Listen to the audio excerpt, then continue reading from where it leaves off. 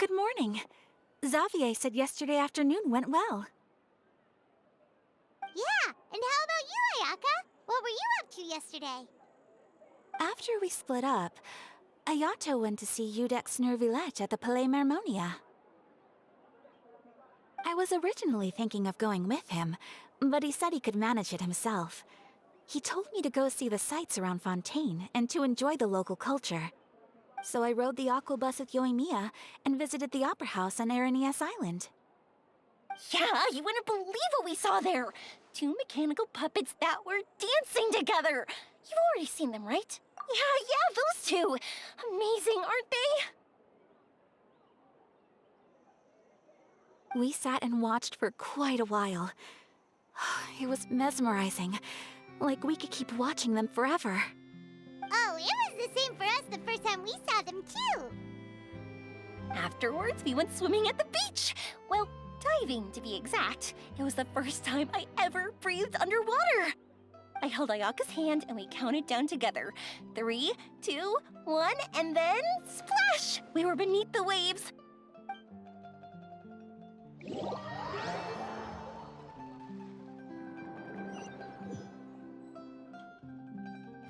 At first, I didn't dare to open my mouth. But once I couldn't hold my breath any longer, I decided to take a big breath in. Turns out the water wasn't as salty as I imagined. It didn't really taste like anything at all. Before I knew it, I was breathing like normal down there. It was an amazing feeling. Ayaka said I was too nervous and needed to loosen my grip. She got used to everything way faster than I did. I knew that the Traveler could do it, so I had no doubt we could do it too. That helped me feel at ease as soon as we dove in. The underwater world in Fontaine truly is beautiful. I love seeing the romaritime flowers blossoming underwater, like little candles lighting up the streets at night. Yeah, and there were so many creatures that we've never seen in Inazuma. Like those fish that shimmer like a sword blade.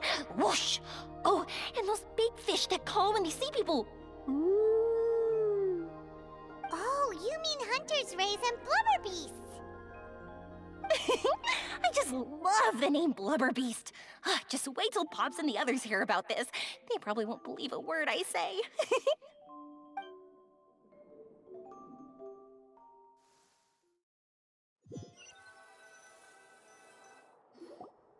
Yoimiya was down there for quite a while.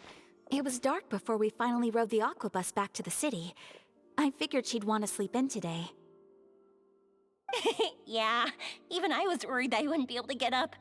I still felt like I was drifting in the waves when I went to sleep last night. But as soon as I woke up today, I remembered that we'd all be shooting a film together, and I was ready to go. Speaking of the film, where's everybody else? My brother and Xavier were speaking to the restaurant owner about using the place as a filming location. They should be here soon. As for the others, We're here. Please excuse my tardiness. I just finished the Special Patrol's 6-mile morning jog. Wait, 6 miles? I'm so tired. I heard you all chatting, so I decided to come down. I sure could use some of that endless energy everyone else has. Good morning, everyone. Morning. Can someone fetch me a cup of coffee? More milk, hold the sugar. Sure, I'd be happy to do that for you. No, you can't go anywhere. Please, have a seat over here so I can get started on your makeup. The last thing I want is coffee stains on my costumes. I can get the coffee. It's the perfect job for an assistant.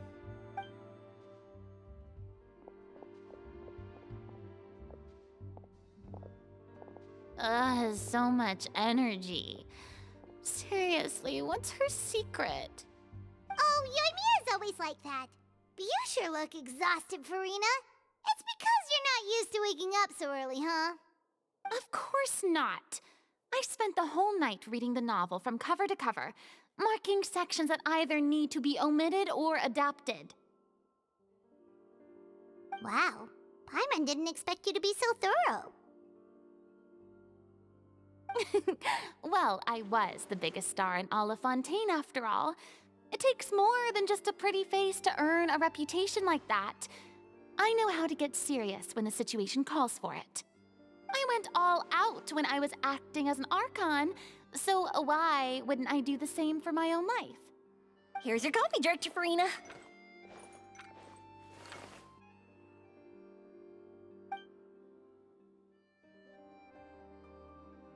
Oh, thank you.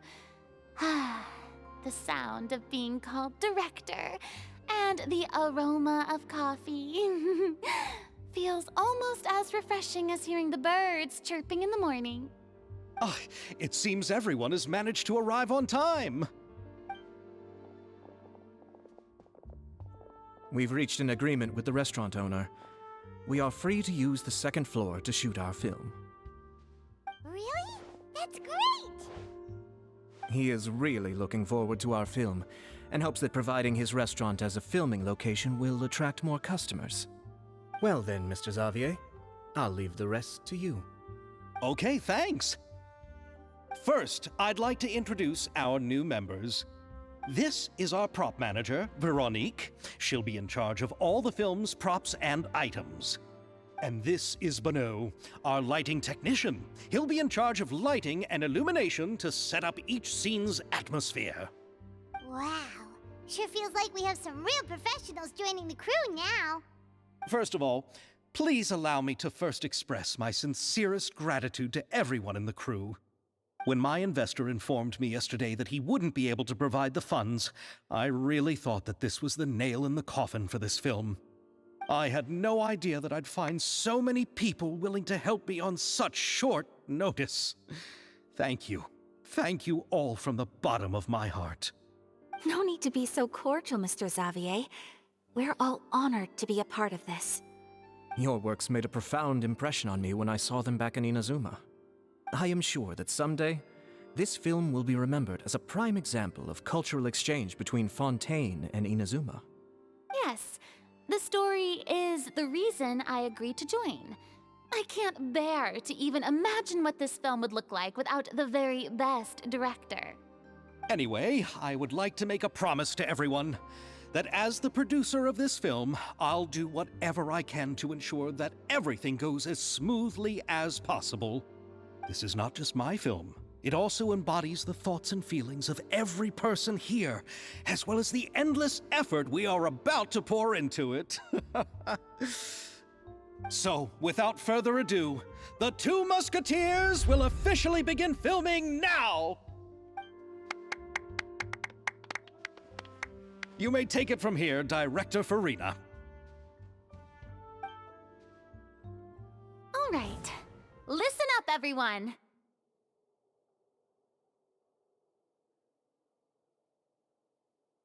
The first scene takes place when the two young musketeers are living at the Baron's home, still unaware of all that is about to happen to them. We'll need props and lighting to set the scene. Our lead actors can go get their makeup done, and extras, please take this time to go over your positions. Whoa. Seems Farina's really kicking things into gear as the director. Is everyone clear? I don't want anyone traipsing around the set like umbrella finches.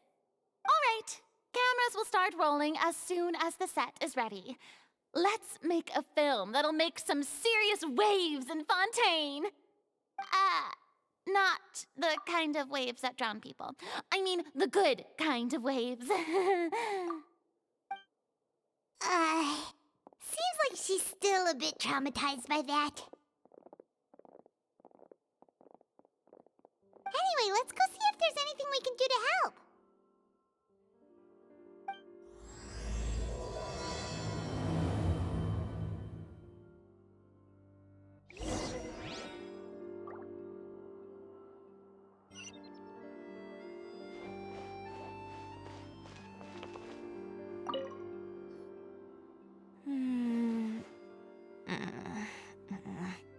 Ayaka has mentioned you to me before. She said that you two were great friends when you were kids. No talking. I'm thinking about how to do your eyeshadow. Ah, yes. To help me really look the part.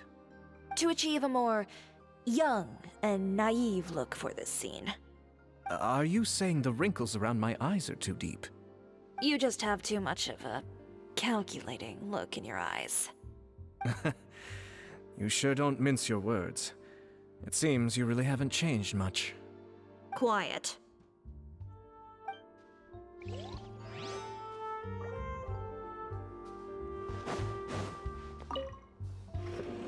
How about here? A little more to the left. You got it. Hey, Yoimiya, do you need a hand? No, I'm fine. You know, doing the lighting is kind of like designing a fireworks show. It's interesting to imagine what kind of atmosphere the lights will create. I heard that the Traveler will be operating the camera and Paimon will be the clapper loader, right? Those roles are just perfect for the two of you. Really? Is that because it'll be easy for Paimon to hold the clapperboard while flying? Well, sure, there's that, but that's not exactly what I meant. I just think that after all your journeys together, you two must have developed a super close bond and just naturally know how to work with each other. If I'm not mistaken, the director will want the cameras rolling as soon as the clapperboard goes clack. Oh, I see. It's amazing to see the magic behind filmmaking. Yoimiya, we need lights over there, too. Oh, on it! I've got to get back to work. Chat with you later.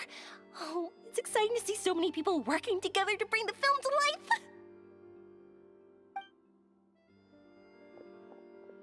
Seems like Yoimiya's really getting into it. But she was right.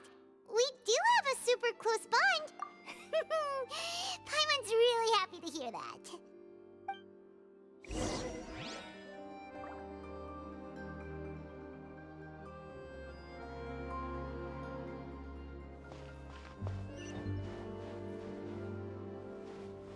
I don't need any help here. Why don't you try asking someone else?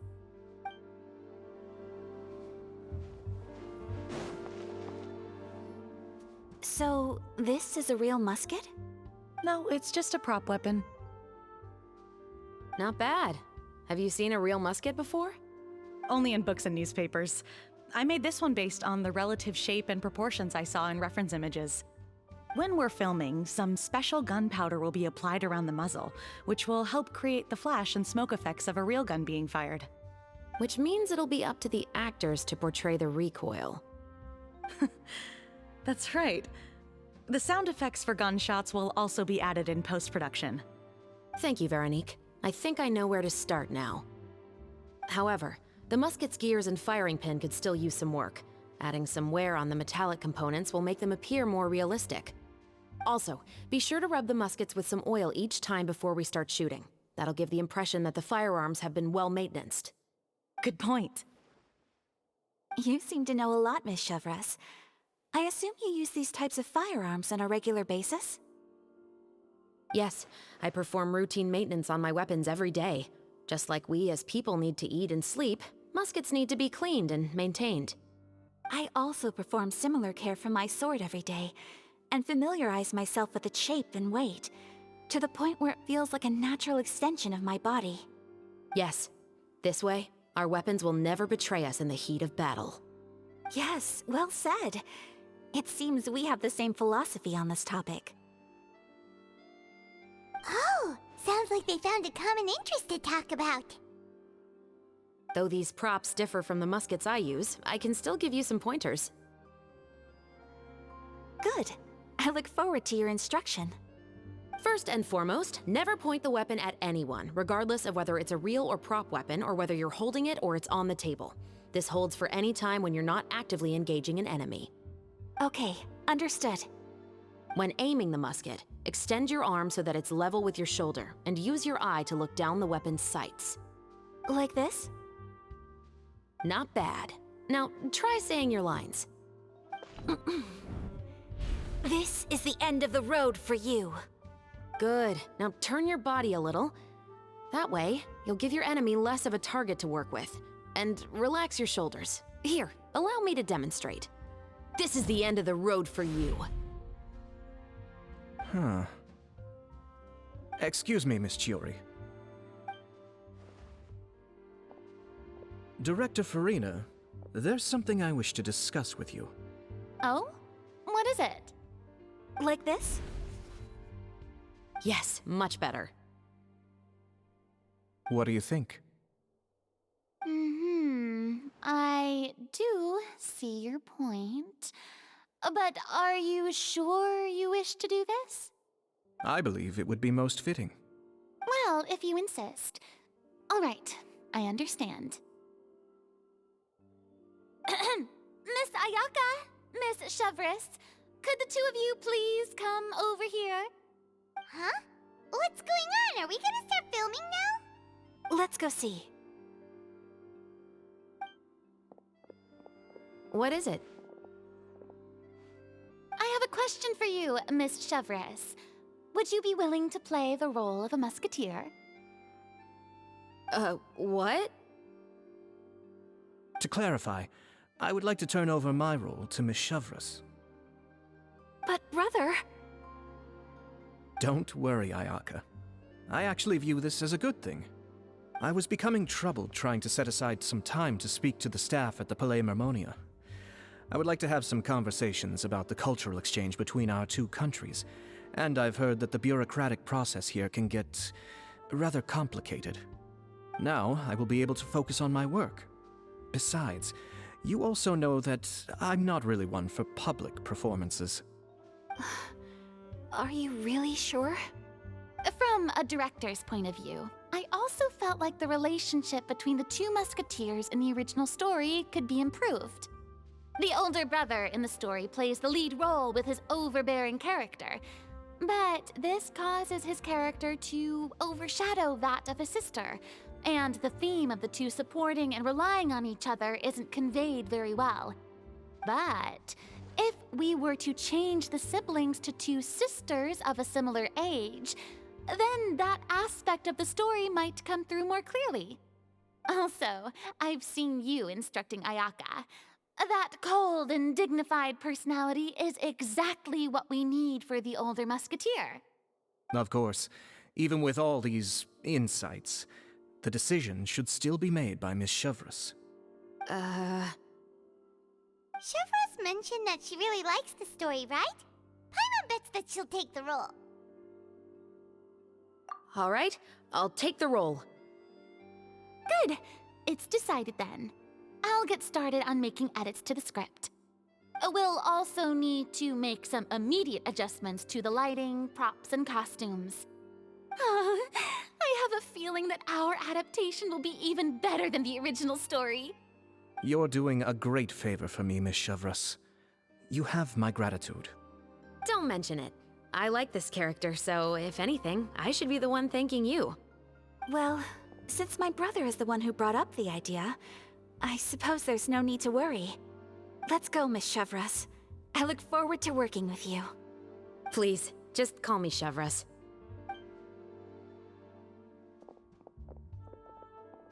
Seems like you're really going out of your way to solve the problem I was having with your makeup. Surely you jest, Chiori. I assure you that I was mostly motivated by a desire to spend more time on formal business. Oh, come on. You really think I'd buy that?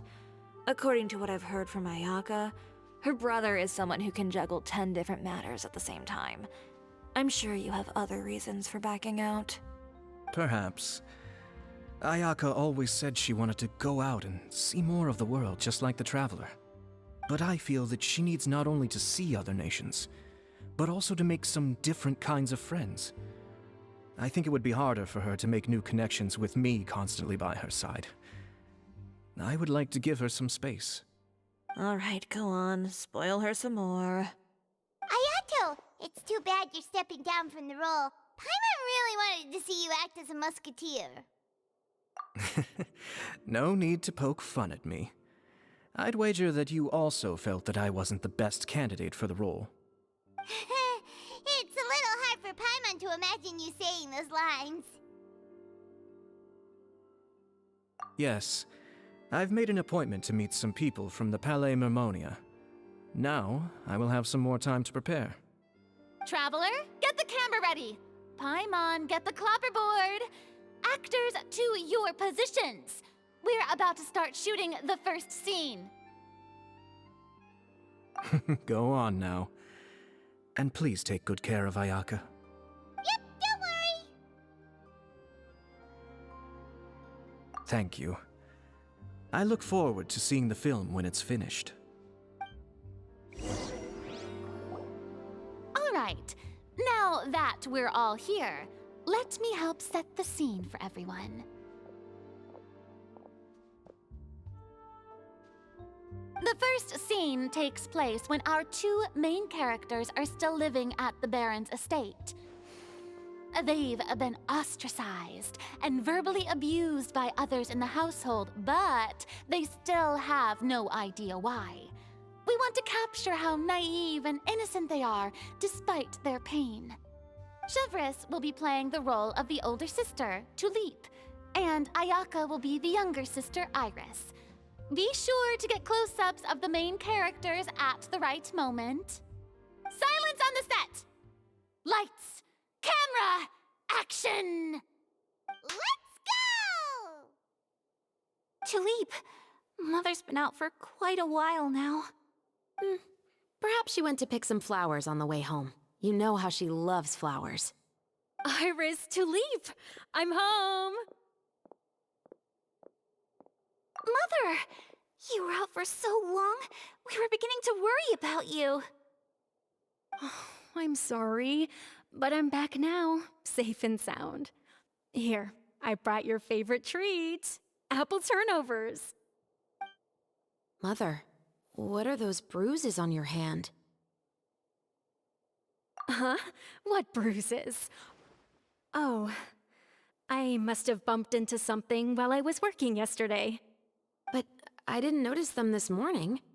Then perhaps they're from when I accidentally tripped when I was out just now. By the way, did you have fun playing at home? What's the matter, Iris? Well, we've realized that no one really wants to play with us. They even took Iris's doll and spat at us. And they even called us names. They said we were... Shh. It's all right. Don't worry. Girls, listen, it doesn't matter what anyone says. Don't listen to them. No one can define you with such words. You both have wonderful lives ahead of you. Just like your names. You will both blossom like beautiful flowers. Maybe your time to blossom hasn't quite come yet. But one day, you two will bloom more beautifully than anything else. Don't let the soil you're in now ruin your future beauty. Understand? My dear daughters. And cut! Not bad. The actors' emotions were all on point. Let's keep that take. Also, if our clapper loader could avoid shouting at the start of the scene next time. Oh, got it. Great. I was a little worried that my nerves would get the better of me. What about you, Chevres? I felt fine. The lines weren't too difficult at all. Seems like Farina must have adapted the role nicely. You two were great. I couldn't tell it was your first time acting in a film. You should have more confidence. Thank you for your encouragement. Positions, everyone! We'll move on to the next scene after we try a few more camera angles.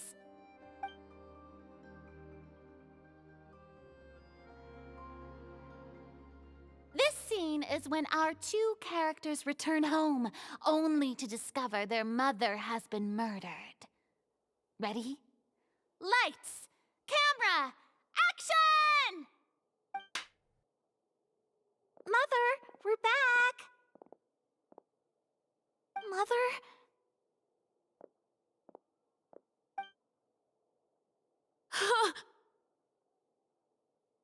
What's wrong, Tulip? Iris, stay away! Huh? Why? What's...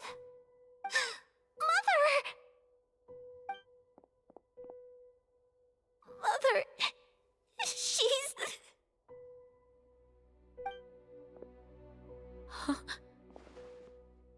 There's poison in this cup. Huh? I could have sworn I've seen this kind of cup before. Those aristocrats. They didn't even try to cover up their actions.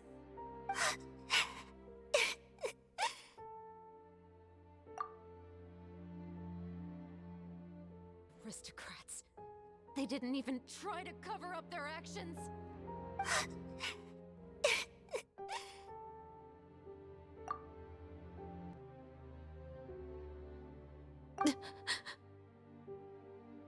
Iris, we need to leave this place. Leave? But now that Mother is gone, where can we even go? Anywhere. All I know is that we can't stay in this house. But are we just going to let them get away with this? We'll have our revenge, I promise you. Just not right now.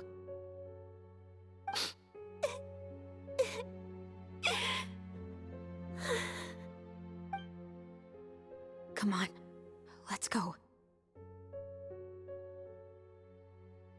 No, wait.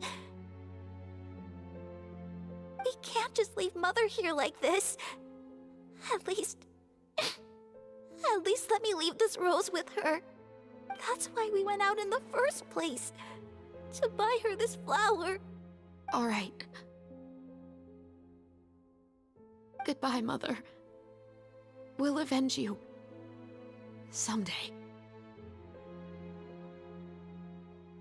And cut! Beautiful! Great performance! Oh my, you're so amazing, Ayaka! And were those real tears I saw? How did you do it? I was surprised too. Thank you for the kind compliments.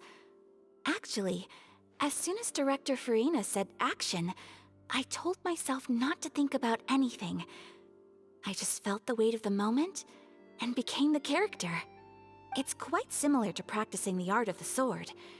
You clear your mind and focus only on what's happening in front of you.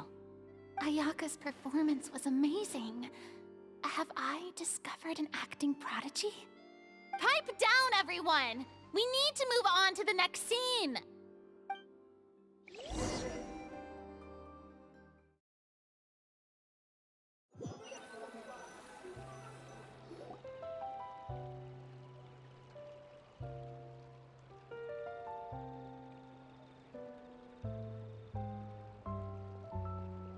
Huh? Are we done already? But Paimon wants to keep playing with the clapperboard. How do you feel, Traveler? Is your arm sore from holding the camera all day? Good work, you two. You too, Chevres. You were quite the actress today. I've read this novel many times before. I have a good grasp of my character's mindset.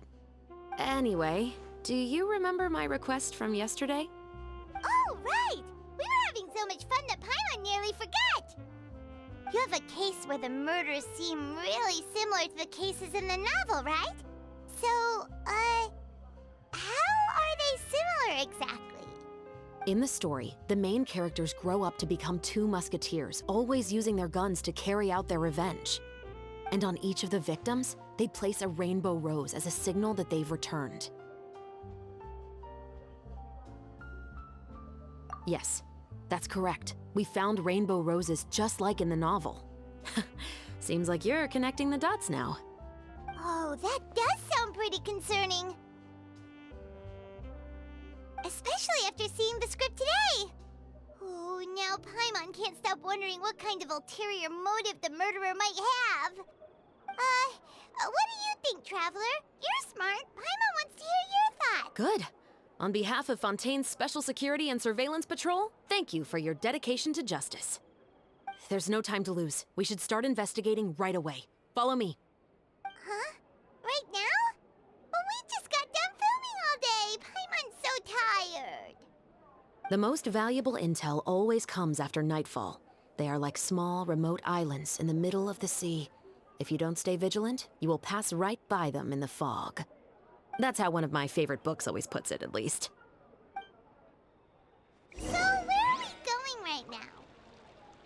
Let's start by checking out some...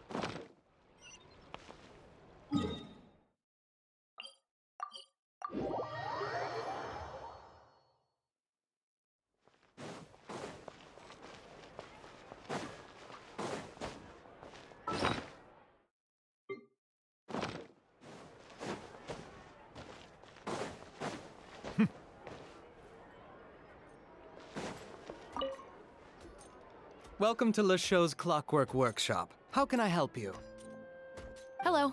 I'd like to know if anyone has purchased some special components lately. Special components? Sorry, could you be more specific? I mean the kind of components that aren't typically used for clockwork toys, but for firearms. Huh? For firearms? No, we don't sell those sort of things here. Don't misunderstand. I'm not here to cause any trouble. We are merely investigating a case, and we're hoping that you could cooperate. Well, to be completely honest, I'm not even sure what kind of components that would entail. Has anyone ever purchased components here as an individual rather than on behalf of an organization? We have a lot of customers who buy toys, but those who buy components are all regular customers who buy in bulk on behalf of their organization. Is that so?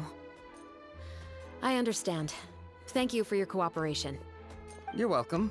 It's the least I can do.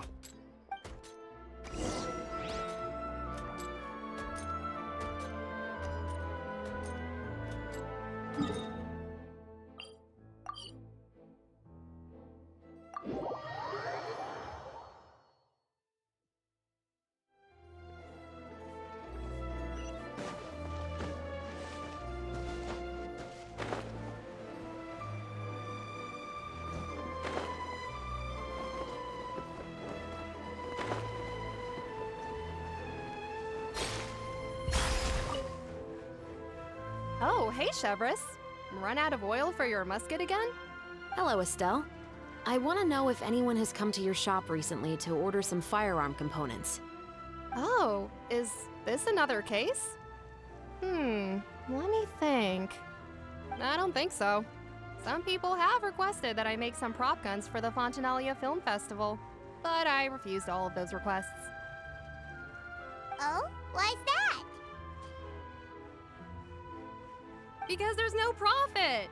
I only make things here that can do some real heavy lifting. I don't have the energy to make some new molds just for the festival. Then has anybody come specifically looking for mechanical components? Well, I usually sell off my scrap to the Fleuve Cendre. I don't typically give them to one specific person. I understand. Thanks for your cooperation. Don't mention it. Always happy to have the Musketeers' patronage. Seems like we haven't found any leads to go off yet. Yeah, unfortunately. All right, let's head to Fleuve Cendre next. Huh? Are you sure? People might not be so thrilled to see the captain of the special patrol there. You think so, huh? Then I guess you don't know. Huh? Know what? That I grew up in Fleuve Cendre.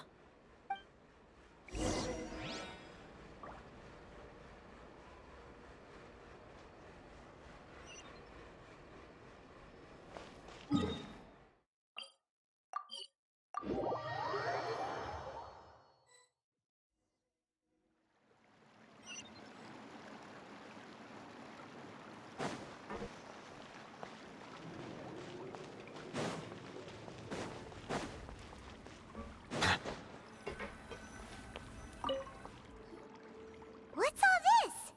Some broken planks and barrels, as well as some liquor bottles? Yes, but have a closer look, Paimon. Even though somebody has purposefully tried to clean them up, these are obviously marks from musket bullets. In other words, someone was here trying to improve their shot. They were using the barrels and bottles for target practice. Could it have been the killer? Your guess is as good as mine. Although many people at Fleuve Cendre own guns, few hide the fact from others. And even fewer would go to such lengths to hide markings from practice shots. Anyway, let's go. There might be more to this.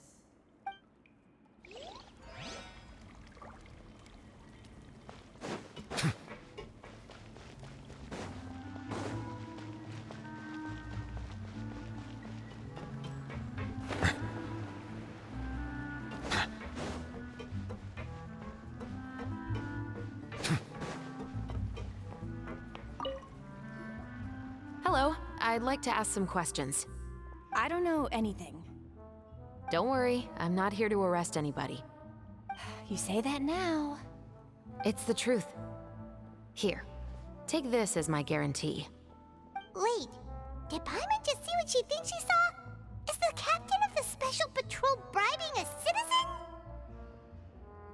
Seems you're different from the other guards. What do you want to know? Have you heard anything related to muskets in Fleuve Cendre lately? Anything at all? Muskets, huh? All I know is that about 2 weeks ago, we started hearing some loud noises at night. So loud that it's been waking me up. Were they gunshots? Possibly. It's hard to tell around here. Someone's house collapsing, a pipe exploding somewhere, it's all the same. But the noises I'm talking about definitely happened after I fell asleep. Do you know where the noises were coming from? I don't remember clearly. Is it that you don't remember, or that you need to think about it some more? You tell me. Then please, think about it some more. She's giving her even more Mora! The noises came from the end of the Southern Waterway. I came out and had a look for myself when I wasn't sleeping well, but I didn't dare get too close. That's all I know. All right, I'll take your word for it. Thanks for the pâte de fruits.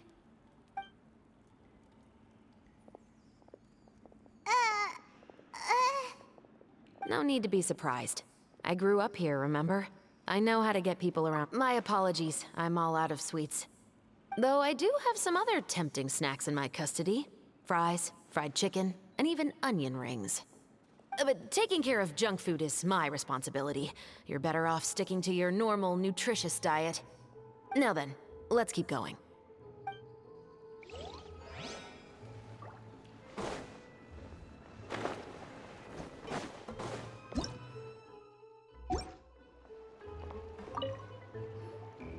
It's been a while, Tetro.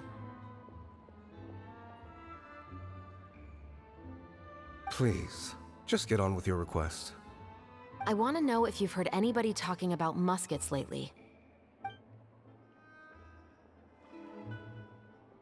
Information isn't free, you know. I've heard that bandits have been extremely active in the countryside recently, and they've been affecting the delivery of goods to Poisson. I can allocate some more manpower to help out with that problem. What do you say? You're still as helpful as ever. One of our men got drunk at dinner about a month ago and lost his gun. 3 days later, it turned up in the corner here. What's weird about that? He just forgot where he put it, right? This is Fleuve Cendre, my friend. Anything of value left in the tavern won't ever make it to the next day. But that gun turned out to be an exception. It didn't get any new wear and tear on it, and didn't even appear to have been fired. We were quite mystified as to what could have happened. I suspect it came back because the weapon was already known to the guards. You mean, a criminal was afraid the Marechaussee Phantom would use the shot marks to track them down? Maybe. But if that's the case, the culprit really took great care to avoid getting caught. I didn't say anything about a criminal. In Fleuve Cendre, knowing who was killed is as easy as knowing what clothes you're wearing today. It's the guy living in the east side, isn't it? I've never liked him. Every time he's here, he just orders a drink and sits there with a nasty look in his eyes. So, who was the one who lost the gun in the first place? Don't bother. Even if you ask, he wouldn't admit to owning a gun to some strangers. Not to mention the captain of the Special Security and Surveillance Patrol. He's right. I know you grew up here, Chevreuse. Even though you're on good terms with the Spina, you've still been gone too long. Not many people know you here now, and a lot of people don't like the Special Patrol. I know. So take my advice and don't show your face too much around here. It's for your own safety. I'll come and go as I please, and I'm afraid I'll be appearing more often due to my work. All right. Don't say I didn't warn you. Seems like that's all we'll be able to uncover for today. Paimon feels like we managed to learn a lot more here than up on the surface. Yes, Assuming that everything we found is indeed connected to our suspect, then their timeline was probably something like this. A month ago, our suspect found a gun and took it home to disassemble it. Once he'd figured out its mechanics, he brought it back. In the following weeks, he used some parts to create his own makeshift musket and took it to the Fleuve Cendra for target practice.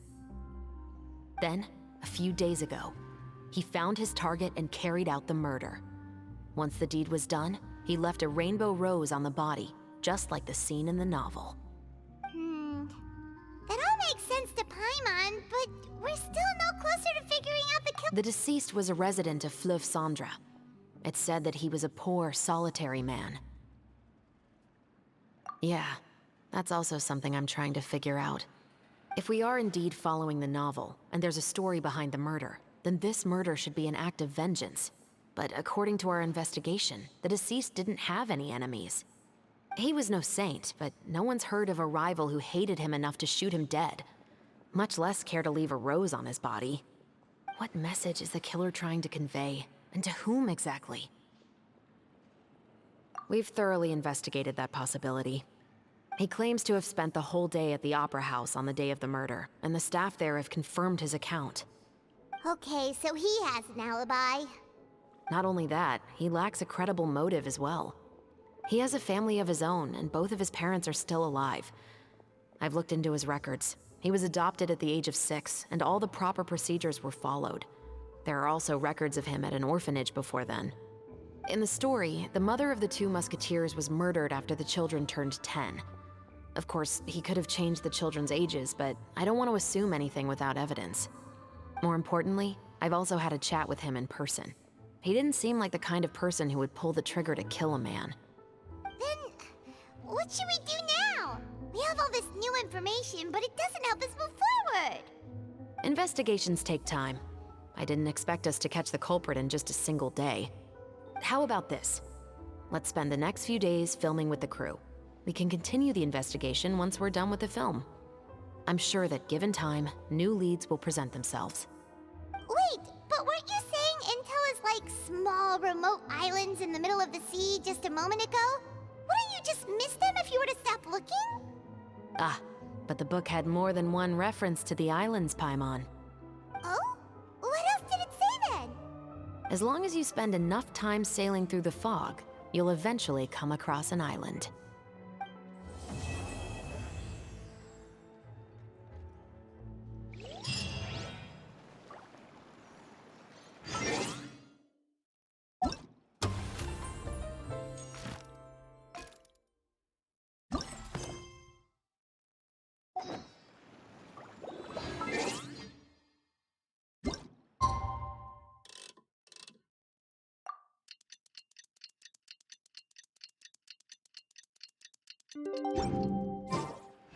It's filming time again! Our schedule is jam-packed for the next couple of days, too.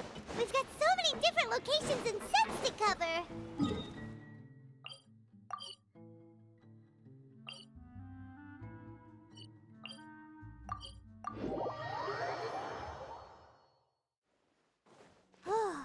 Anyway, let's head out and meet up with the others.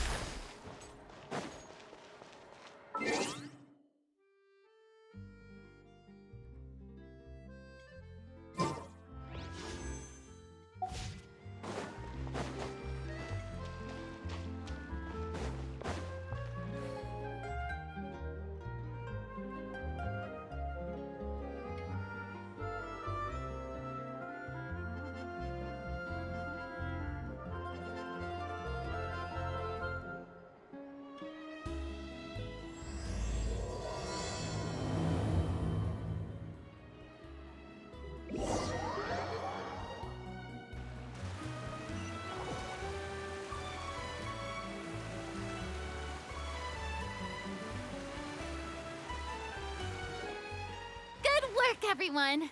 We're looking to wrap with our 2 main ladies today. I can already smell our success. What do you mean, looking to wrap?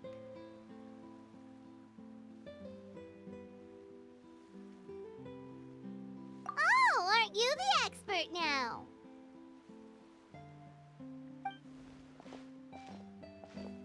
This upcoming scene is the two musketeers' final confrontation with the Baron.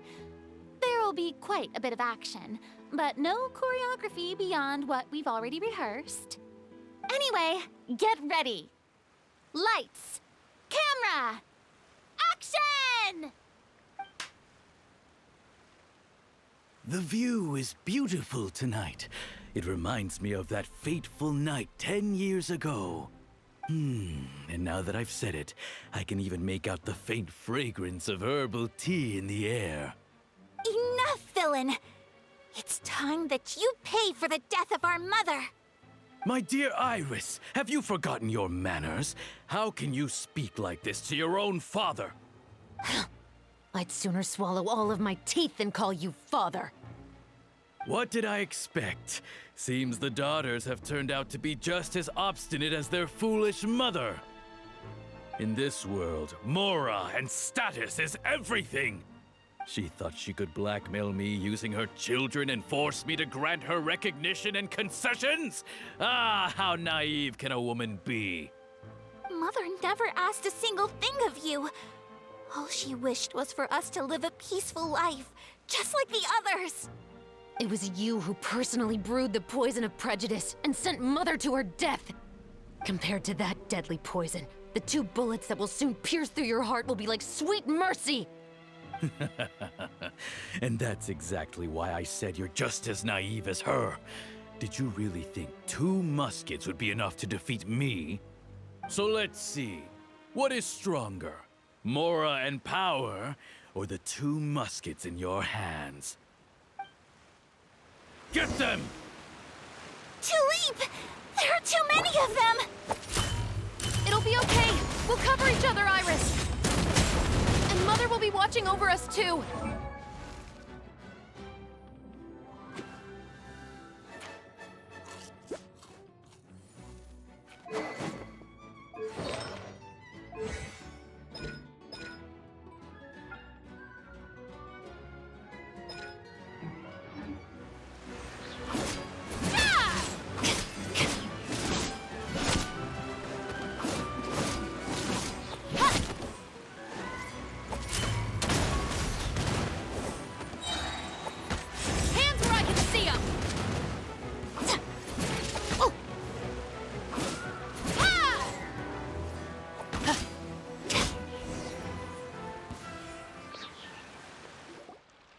You've lost. To think I'd lose to my own 2 kids. We are no children of yours, and we'll never call that place our home. Then tell me, what did you do all this for? You lost your mother, and will soon kill your father as well. What will you gain in the end, other than sentences for your crimes? We will gain our long-awaited justice.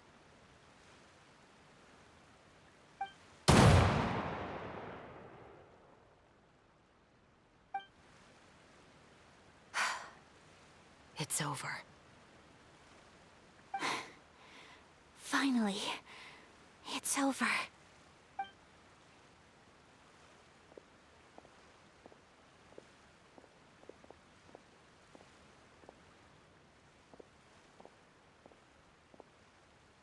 So, where will you go now, Tulip? I'm not too sure, Iris. Maybe somewhere with lots of flowers? After all, Mother always did love going where the blossoms were. What about you? I want to go visit Mother's grave. Yeah, that's not a bad idea. Huh? Tulip, look! What is it?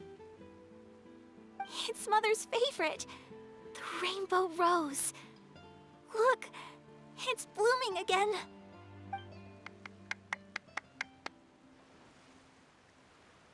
Excellent! That was beyond mesmerizing. Even I didn't expect the scene to go so well. And we got it in a single take. All right, everyone.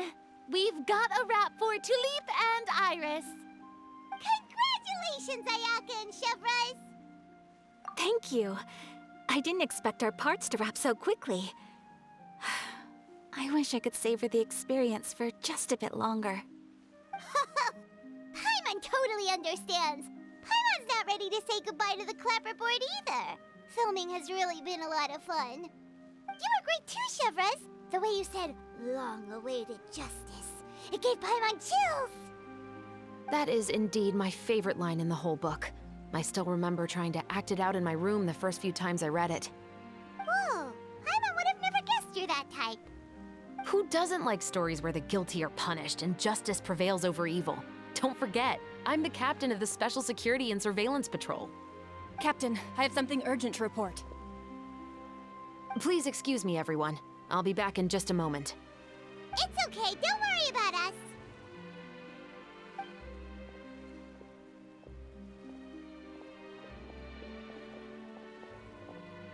Oh?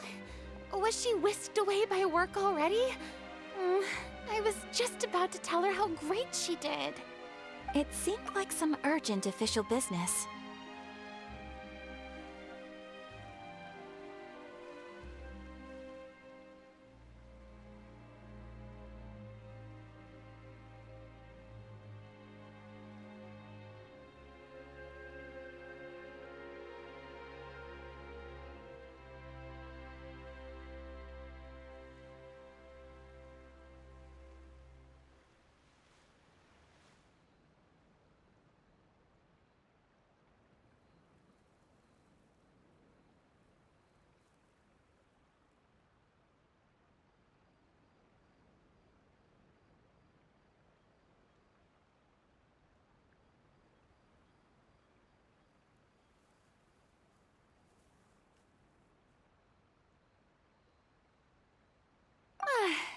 Then perhaps we should thank the stars that we were able to wrap both of your parts so quickly today. Switching around the filming schedule would have been a real pain. Anyway, I actually came over to let everyone know that we're all done for today. You can go home and get some rest. And one last thing, Miss Ayaka. Your acting skills today were immaculate as always. Are you sure you won't consider taking up full-time acting? See, I just happen to know this great troupe that's still looking for a lead actress. Thank you for your kind words, Director Farina. Unfortunately, there are still many matters that I have to take care of back home at the Yashiro Commission. I cannot remain in Fontaine to pursue an acting career. Nevertheless, I will make sure to treasure this incredible opportunity in my heart. Oh, that's a shame. But I understand. Just let me know if you ever change your mind. I believe it's also about time for me to take my leave. But hopefully I'll see you on set over the next few days. Even though my part's wrapped, I'd still like to swing by and help out the crew. See you tomorrow, Traveler and Paimon. Yep, see you tomorrow! Well, what should we do next? Maybe we'll go investigate the case some more with Shivers today. Traveler, Paimon, please come with me. Huh? Where are we going? You could say that our ship has finally chanced upon one of those small, remote islands of intel.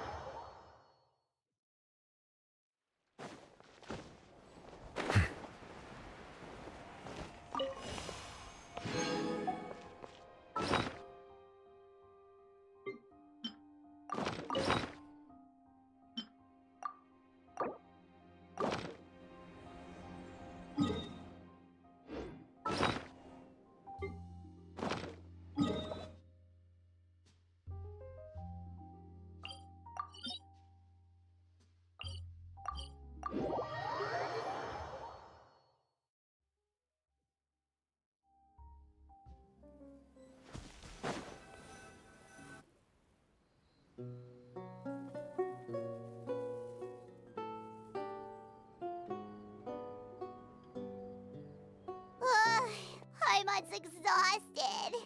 Paimon definitely didn't expect having to float this far after a full day of filming. So, Chevres, why did you take us here? Affirmative. It wasn't anything conclusive, but it should show us a clear way forward. Have you ever heard of someone by the name of Emily?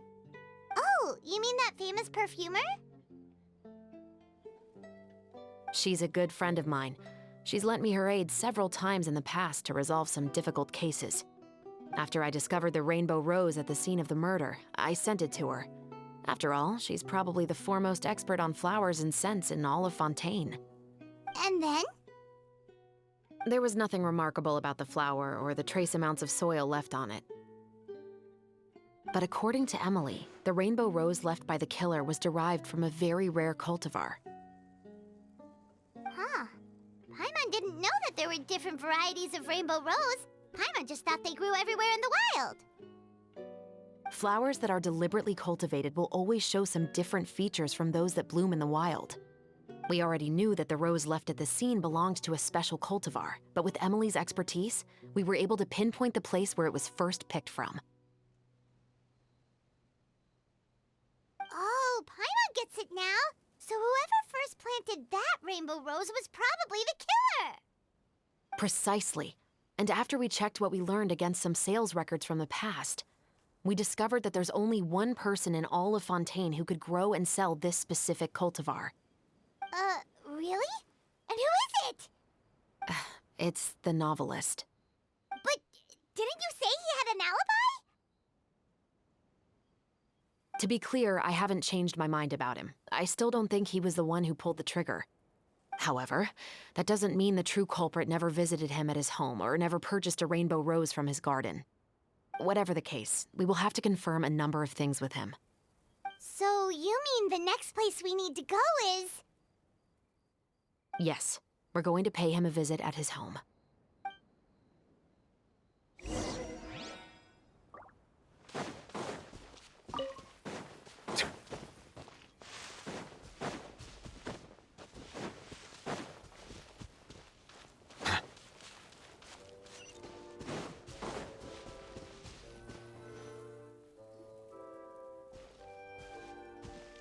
That should be his house.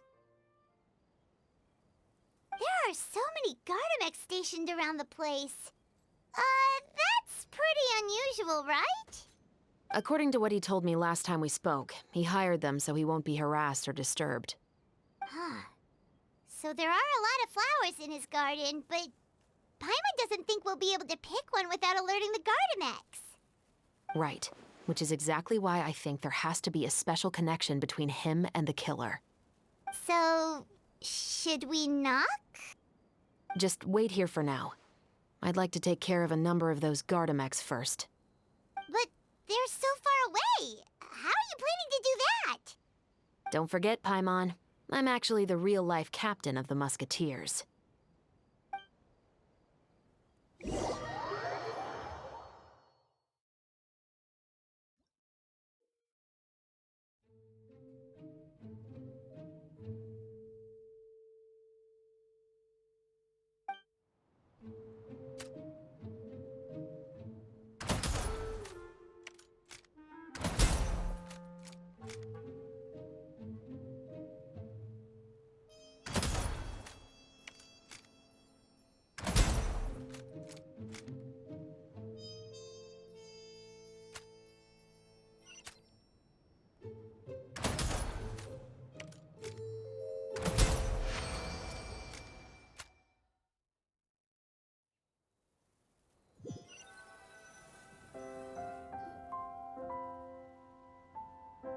All clear.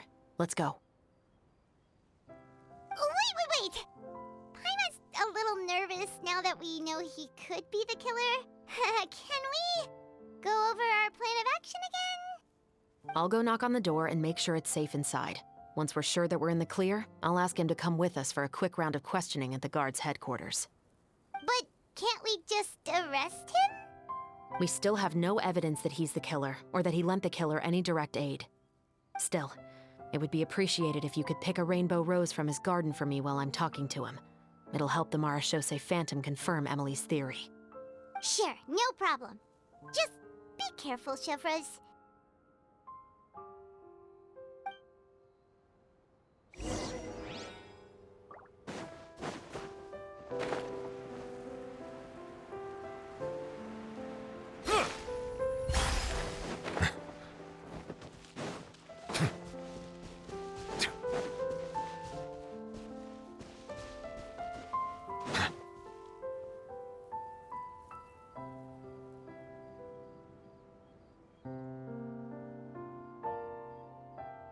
Excuse me, Mr. Baptiste, are you home? Who could it be at this hour? Oh, it's you, Officer Chevreuse. Would you mind accompanying me to the guard's headquarters, Mr. Baptiste? We would like to ask you some questions about a case. Oh, is it still regarding the murder case from before? I cannot confirm or deny that at this time. So it is then. Listen, I need you to come with me, Mr. Baptiste. Miss Chevreuse, I'll save you the trouble. Oh, and you two over there? There's no need for you to pick my flowers either. It's not time for them to bloom yet. Oh! Okay.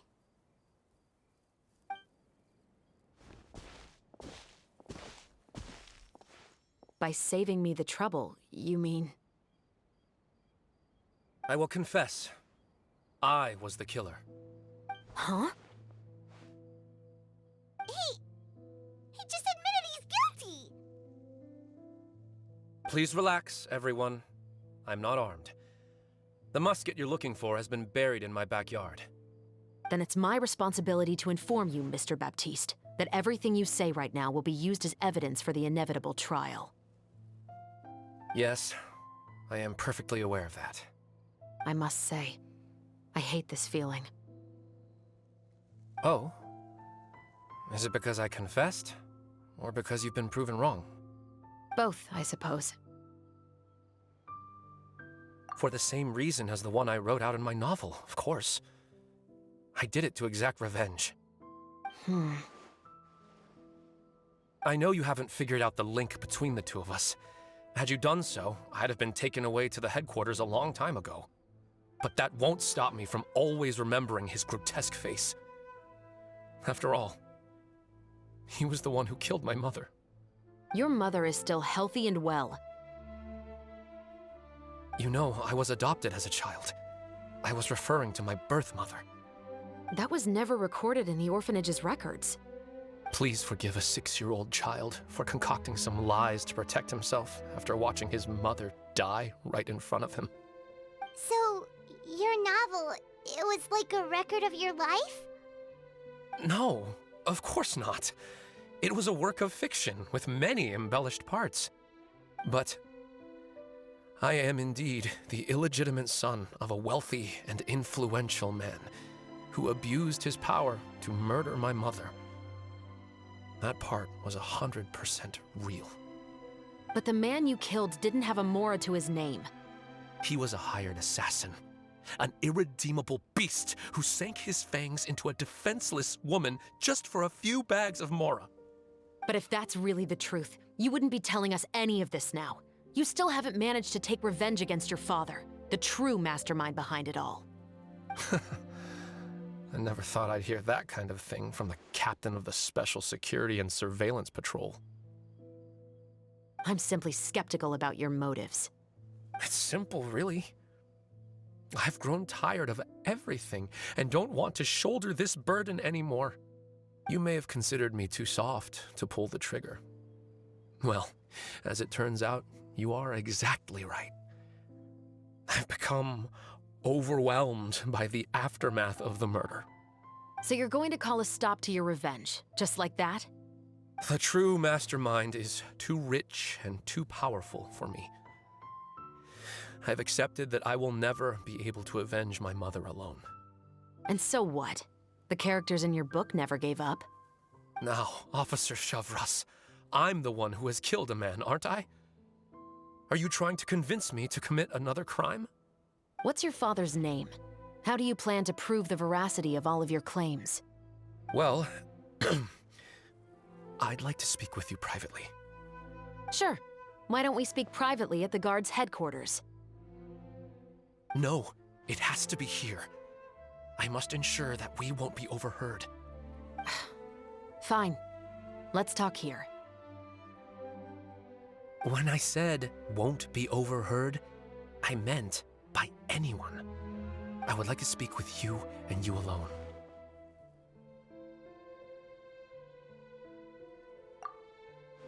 Thanks. I appreciate it. Please stay safe, Chevres.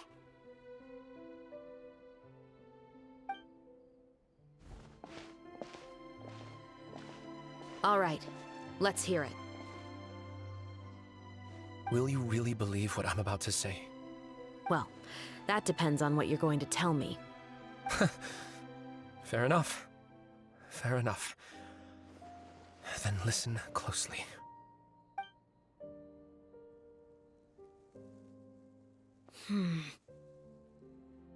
So that's how it's all connected. So, it seems you believe me after all. Do you want me to go public with this? No, of course not. At least, not right now. Then why did you bother telling me?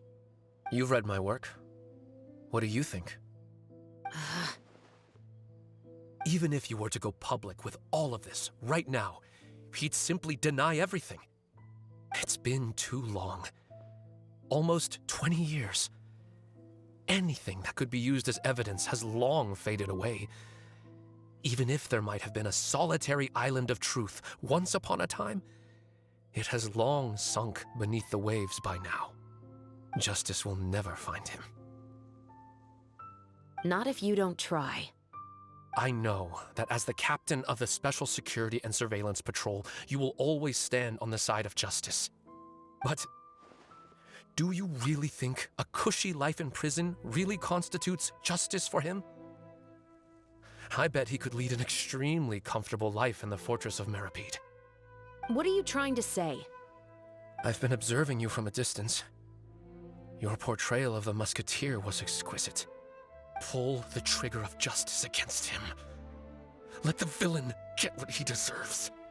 You want me to let you go so you may complete your revenge? No, Officer Chevres.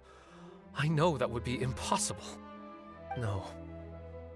What I'd like is for you to perform the deed on my behalf.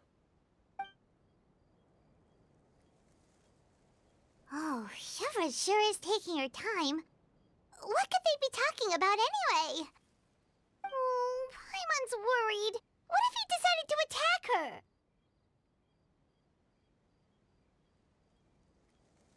Oh, you do have a point. Still, do you have any idea who the rich person might be? And why the novelist doesn't want us to hear what he's saying to Chevres? Sorry to keep you waiting, you two. Hey, how did your talk go? I've already sent someone to escort Baptiste back to the headquarters for questioning. He wasn't lying about the musket. It was indeed buried in his backyard. But what about the name? Did he tell you the name of the rich guy? Yes, he did. But for now, I have to return to the Special Patrol. There are still a few loose ends I need to tie up.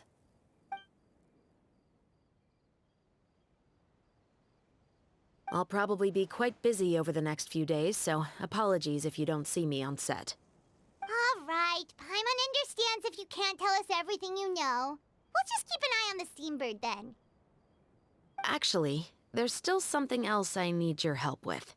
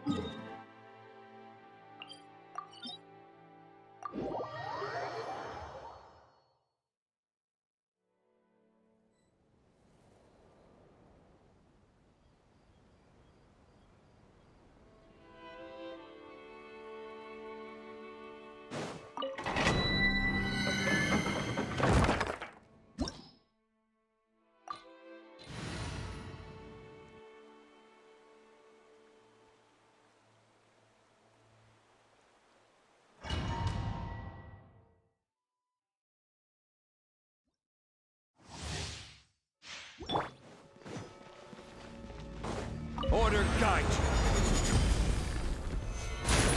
Bow your head.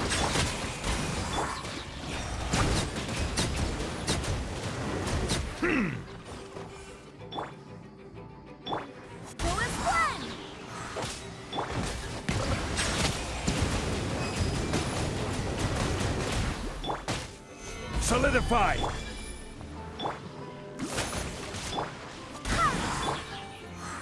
Silence!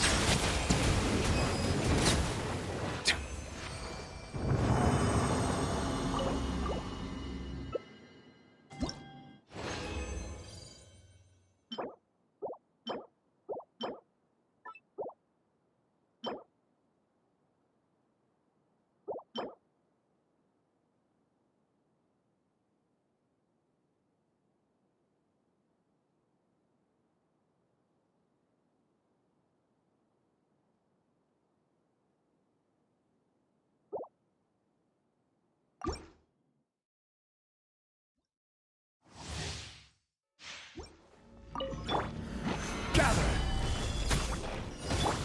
Let the world collide!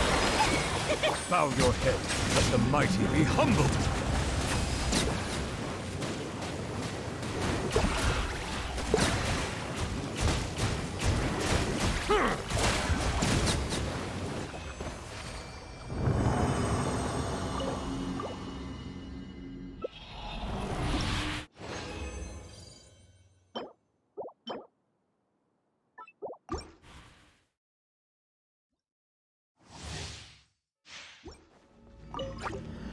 Settle down. The tides beckon. Solidify.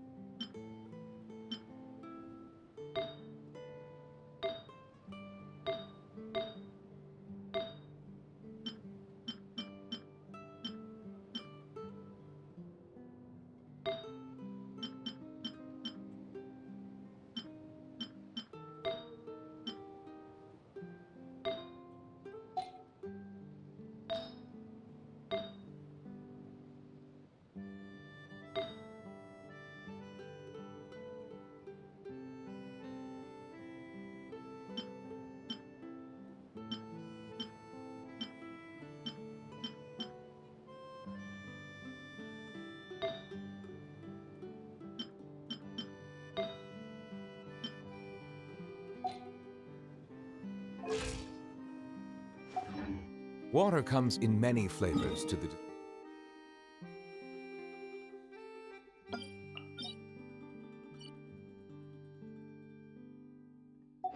discerning palate. Mondstadt's water.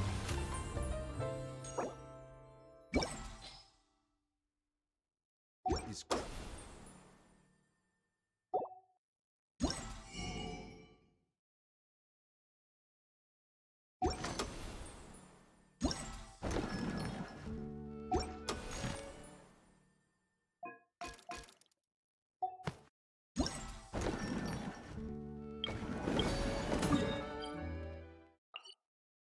crisp and pure, while water from Liyue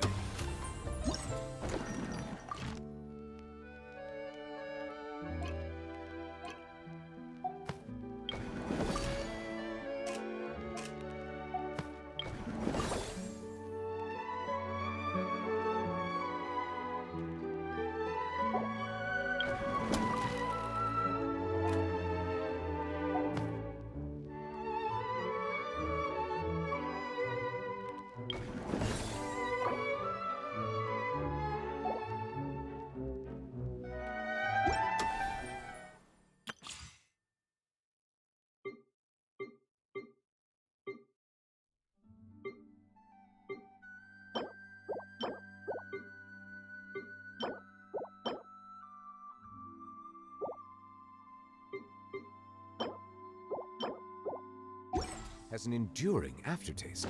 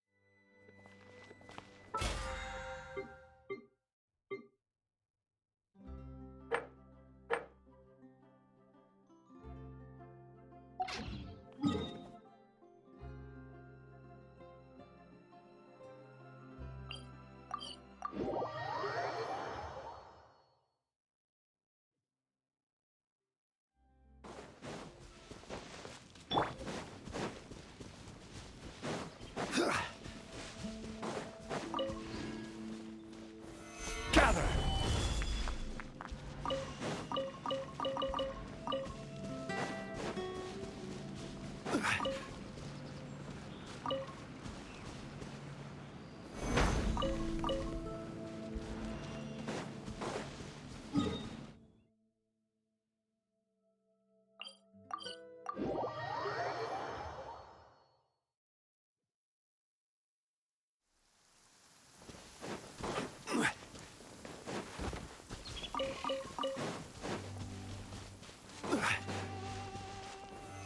Violet grass is a plant that enjoys a moist environment and is best picked after it rains.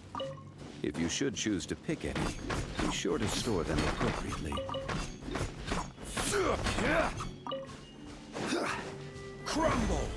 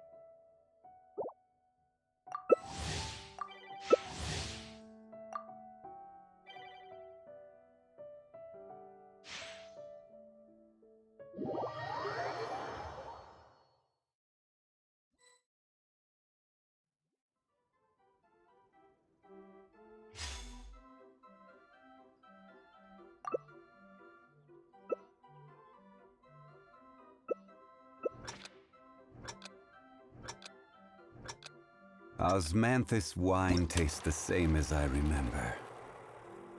But where are those who share the memory?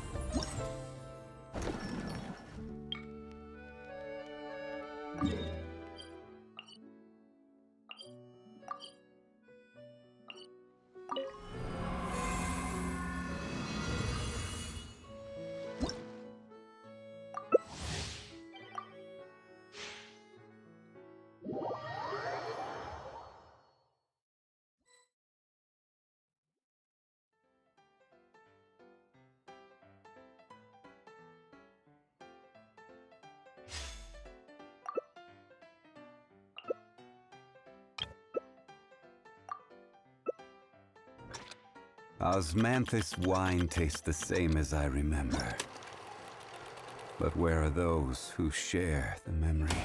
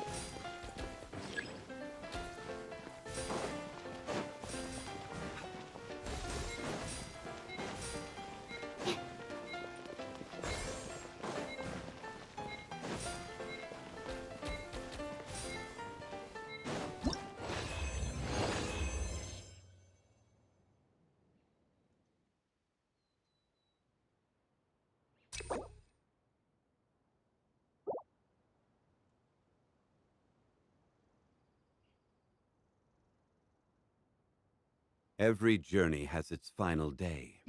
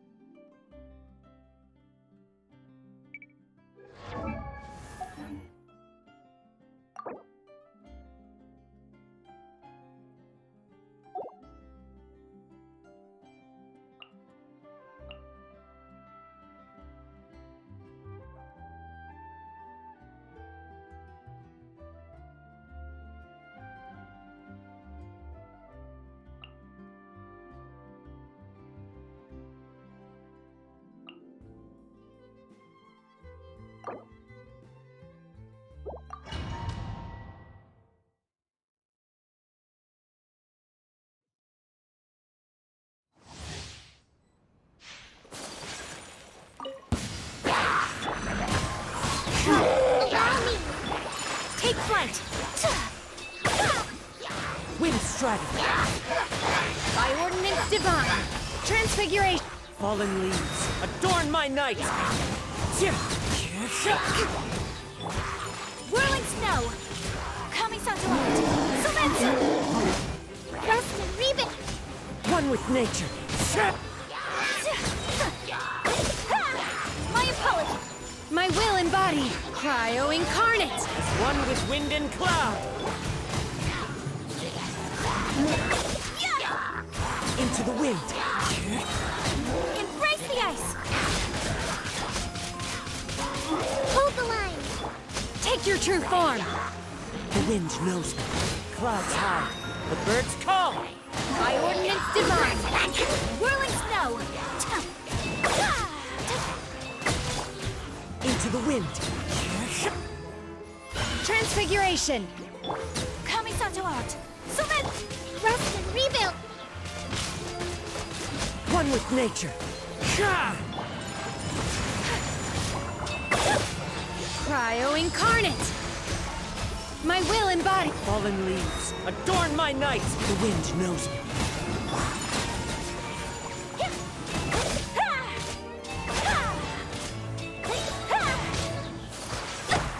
One with nature! Take flight! Sakura swirl! Hold the line! Clouds high. The birds call! The wind knows me. Do your master's bidding! My apologies! One with nature!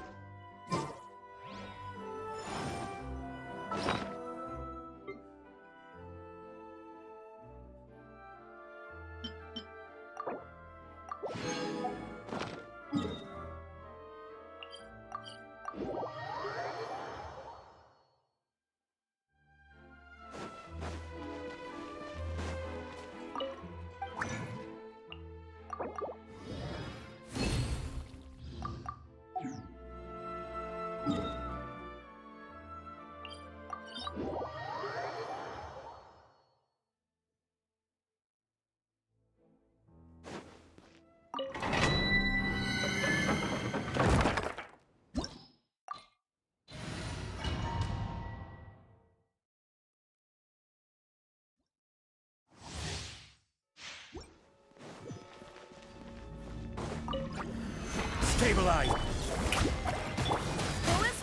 Silence!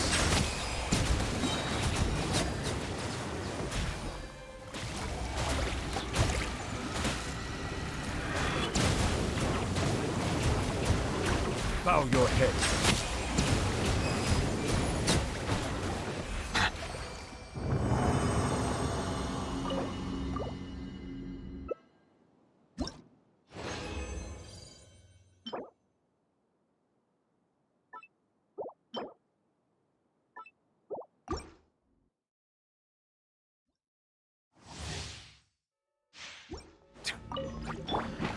Gather!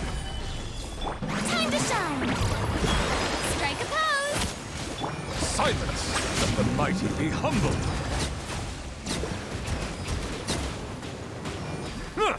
Wind, hear me!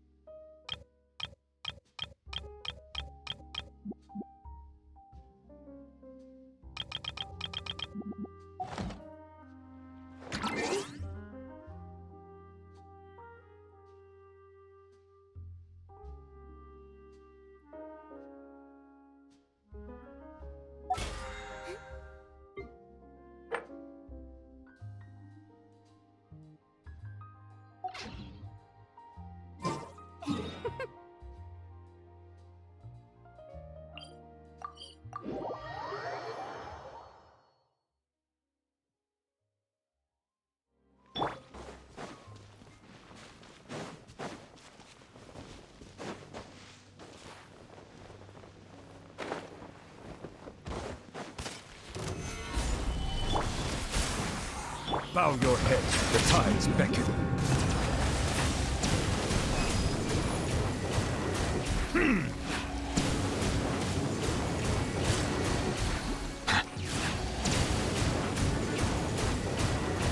Silence! An oversight on my... Solidify!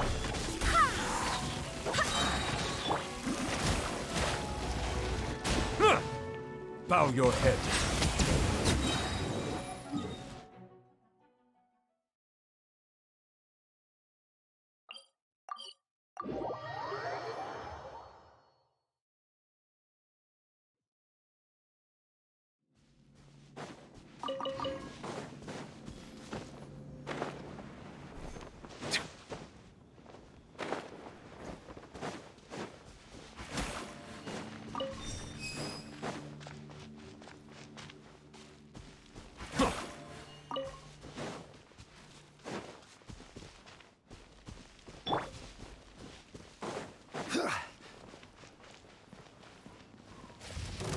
Stabilize! Settle down!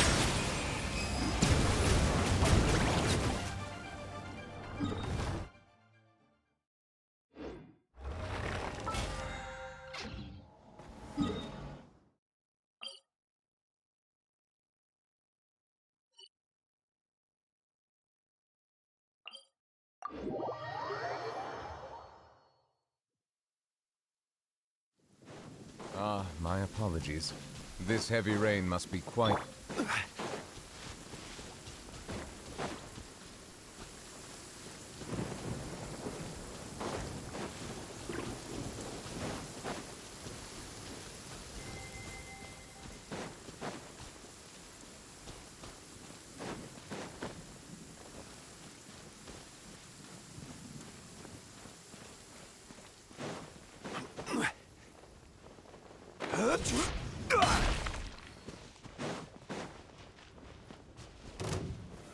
Solidify!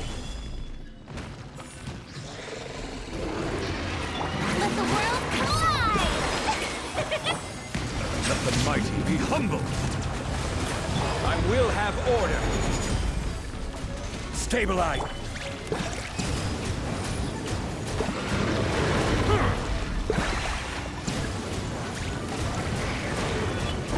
Silence!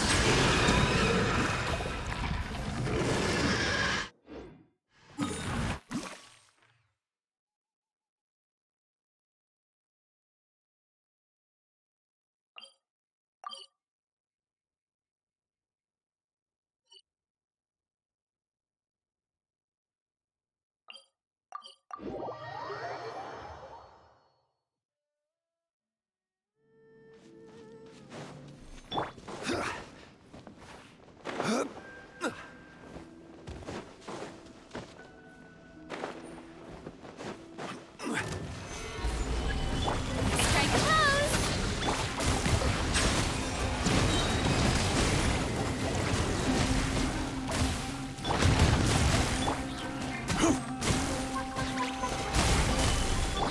Time to shine! The tides beckon. Bow your head.